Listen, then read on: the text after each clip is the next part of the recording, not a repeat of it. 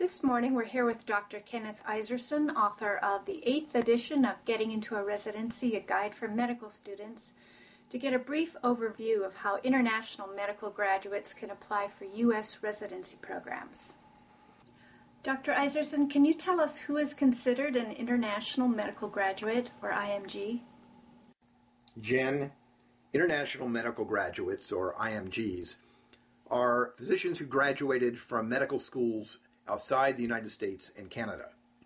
This includes both U.S. citizens, often called U.S. IMGs, and those needing a visa to enter the United States to do a residency, often called exchange visitor IMGs or foreign national IMGs.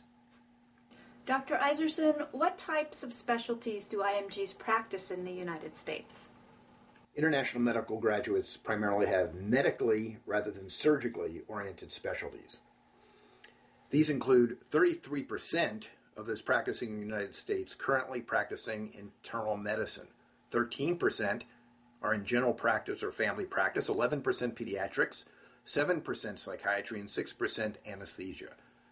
These specialties account for about 2/3 of all international medical graduates practicing in the United States. Why is there a negative image of IMGs? Some of the reasons are that they often have difficulty with medical or non-medical English if they're not U.S. IMGs.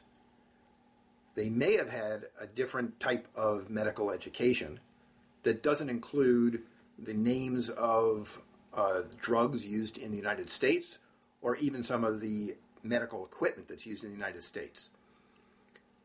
They may have had a longer time since they graduated from medical school or since their last clinical experience. And finally, they're oftentimes older with more family and financial obligations. As an IMG, how does one get a U.S. residency position? You first have to get an ECFMG certificate from the Educational Commission for Foreign Medical Graduates.